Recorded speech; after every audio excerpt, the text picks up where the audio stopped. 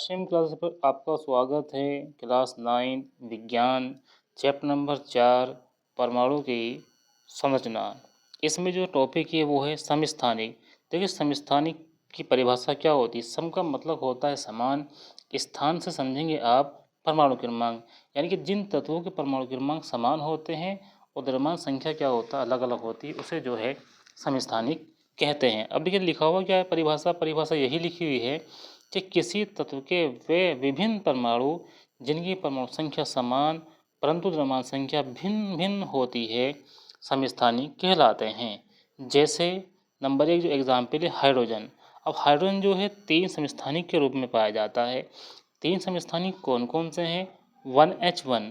1H1 को क्या कहा जाता है। 1H1 को जो है प्रोटियम कहते हैं और 1H2 को ड्यूटेरियम कहते हैं। 1H3 को ट्राइटियम कहते हैं। इसका नंबर 2 जो एग्जाम्पल है वो है कार्बन की द्रव्यमान संख्या 12, 13, 14 के 3 समस्थानिक होते हैं। तत्व की परमाणु संख्या 6 होती है। ध्यान ये रखना है समस्थानिक में जो है परमाणु जो संख्या होती है वो समान होती है। ठीक है, इतना भी अगर लिख देंगे कि समस्थानिक की परिभाषा क्या होती है कि ऐसे तत्व जिनकी परमाणु संख्या समान होती है समस्थानिक कहते हैं, तो वो भी जो है चल जाएगा। अब देखिए यहाँ जो है कार्बन के क्या है 3 जो है समस्थानिक है, लेकिन इनकी जो परमाणु संख्या है वो तो कैसी है समान होगी, लेकिन जो द्रव्यमान संख्या है वो क्या है अलग अलग है। देखिए पहले की द्रव्यमान संख्या 12 है, दूसरी की 13 है, तीसरी की क्या है 14 है, लेकिन जो समस्थान जो परमाणु क्रमांक है वो कितना है 6 ही है। अब देखिए तीसरा एग्जाम्पल देखेंगे क्लोरीन का। क्लोरीन की द्रव्यमान संख्या 35 तथा 37 के 2 समस्थानिक होते हैं। तत्वों की परमाणु संख्या 17 होती है। जो परमाणु संख्या है वो तो 17 ही रहेगी किसकी क्लोरीन की, लेकिन जो क्लोरीन की संख्या तो 17 ही रहेगी परमाणु की, लेकिन जो समस्थानिक की जो द्रव्यमान संख्या है वो कितनी होगी 35 होगी और जो है 37 होगी। ठीक है, अब इसमें वही तो बात है क्योंकि समस्थानिक में क्या था परमाणु क्रमांक समान होते हैं लेकिन द्रव्यमान संख्या अलग अलग होती है। अब इसमें जो CC लिखा हुआ है ना कार्बन, ये ही एग्जाम्पल जो है ऊपर वाले का है। ठीक है, इसको इतना ही रहने देंगे आप। अब देखिए यहाँ आप देखेंगे, यानी कि मैं इसको जो है काट देता हूँ कि ये जो लाइन है ना क्लोरीन की नहीं है, इसको आप छोड़ देंगे, बस इतना ही क्या करेंगे आप उतार लेंगे। अब देखिए आगे इसमें देखेंगे समस्थानिक के गुणधर्म जो है। समस्थानिकों के कुछ महत्वपूर्ण गुणधर्म निम्नलिखित है। एक तो गुणधर्म यही है कि इसके जो तत्व होते हैं समस्थानिक एक ही तत्व के भिन्न भिन्न परमाणु होते हैं। मतलब जो तत्व तो एक ही होता है लेकिन परमाणु कैसे होते हैं भिन्न भिन्न होते हैं। अभी आपने एग्जाम्पल देखा कि हाइड्रोजन के 3 समस्थानिक देखे और क्लोरीन के देखे कार्बन के देखे, तत्व तो सेम है। भाई कार्बन क्या है, कार्बन तीनों है, क्लोरीन है और हाइड्रोजन है, इनके क्या 3 आपने देखे हैं। अब लेकिन ठीक है, अब इसमें आपने कार्बन के जो है 3 देखें, हाइड्रोजन के जो है 3 देखें, क्लोरीन की बात करें तो क्लोरीन के जो है 2 देखें, तो इसमें क्या है इसमें जो तत्व तो एक ही है ना, तो इसके पहला नंबर यही है कि समस्थानिक एक ही तत्व के भिन्न भिन्न परमाणु होते हैं। दूसरा क्या है समस्थानिकों की परमाणु संख्या समान होती है परंतु द्रव्यमान संख्या भिन्न भिन्न होती है। यही तो परिभाषा थी कि भाई परमाणु संख्या समान होती है, द्रव्यमान संख्या क्या होती है अलग अलग होती है या भिन्न भिन्न होती है। दूसरा बात क्या है समस्थानिकों में प्रोटीन तथा इलेक्ट्रॉन की संख्या समान होती है। आपको जो अब इसमें आपको पीछे पढ़ाया था हमने जब न्यूमेरिकल कर रहे थे, इससे पहले वाले जो टॉपिक था चैप्टर था जो वीडियो थी उसमें क्या जितना परमाणु क्रमांक होते हैं इतने प्रोटॉन होते हैं, इतने क्या होते हैं इलेक्ट्रॉन होते हैं। तो यही तो बात है समस्थानिक में क्या होता है प्रोटॉन इलेक्ट्रॉन की संख्या कैसी होती है समान होती है। जितने इलेक्ट्रॉन यानी कि मान के चले इलेक्ट्रॉन की संख्या प्रोटॉन की संख्या कितनी है 12 है, तो इतने ही क्या होंगे 12 इलेक्ट्रॉन होंगे क्योंकि दोनों की संख्या क्या है समान है। समस्थानिक में क्या होता है प्रोटॉन की संख्या और इलेक्ट्रॉन की संख्या जो है समान होती है। अब देखिए इसमें जो अगला अगला हम नंबर देखेंगे, नंबर कौन सा हो जाए 4।